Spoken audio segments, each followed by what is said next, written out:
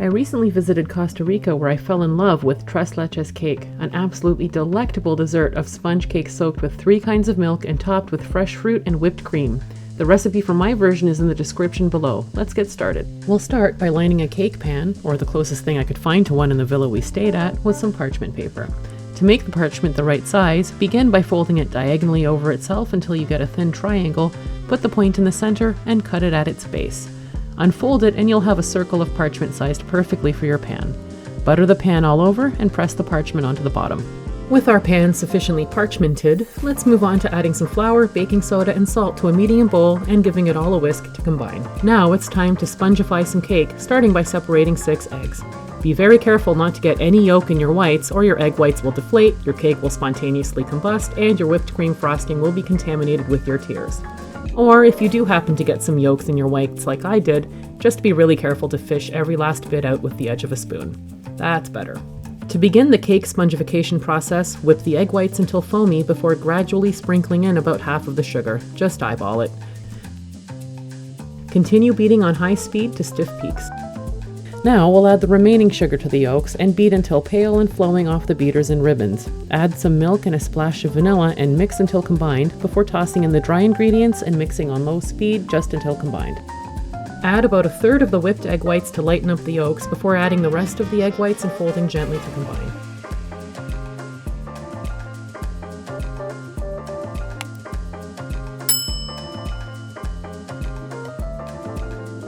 Pour into the pan and smooth out gently. If you're using a cooking pot with a plastic handle like I did, just wrap that in a couple layers of foil to keep it from melting. Then bake at 350 degrees Fahrenheit or 180 degrees Celsius. While that's in the oven, we'll get our milk soak ready, starting by adding 1 can of condensed milk, 1 can of evaporated milk, some regular milk, and a splash of vanilla to a bowl, then mixing until thoroughly combined. Leave that in the fridge until ready to use. Once a knife inserted into the center of the cake comes out clean, it's ready to come out of the oven. Ignore the other 2 test holes I already made. We're going to be poking lots of holes in this thing later anyway. Allow to cool for 10 to 15 minutes before placing a large plate on top, clumsily grabbing it all with some kitchen towels, flipping it over, and peeling away the parchment paper. Once the pan has cooled completely, we'll line it with a couple pieces of plastic wrap before popping our cooled cake back into it. Poke a bunch of holes all over the cake before pouring the milk soak over it. It'll seem like way too much liquid, but trust me, the cake will soak it all up. Wrap the plastic over the top of the cake and leave it in the fridge for at least 8 hours and ideally a whole day. The longer you let the milk soak into the cake, the better it'll be. When the cake is done soaking, we'll make our whipped cream frosting, starting by sprinkling a teaspoon of powdered gelatin over a tablespoon of cold water and leaving that for 5 to 10 minutes to bloom. Once bloomed, microwave for 10 to 15 seconds until melted and set that aside to cool. To a cold bowl, add a cup of whipping cream, a 1/4 cup of powdered sugar, and a splash of vanilla.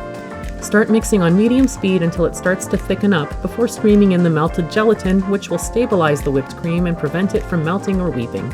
Continue mixing on high speed to stiff peaks. Tip the pan over to remove the cake, and if it refuses to come out, just give it some gentle persuasion with a spatula. Put it on a plate and carefully remove the plastic wrap. Spread the whipped cream frosting all over the sides and top of the cake. If you like, you can add a little decorative swoop to the top. Now it's time to decorate the cake with some fruit in any way you like.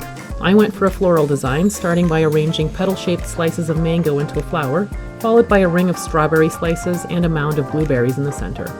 Repeat with a couple smaller flowers to really pull the room together, and we're done. There you have it, a delightfully creamy sponge cake topped with whipped cream, fresh fruit, and some chopped pistachios I sprinkled on top but forgot to get on video. I hope you'll give this recipe a try, and if you do, leave me a comment to let me know how it turned out. If you enjoyed this video, don't forget to like and subscribe. See you next time!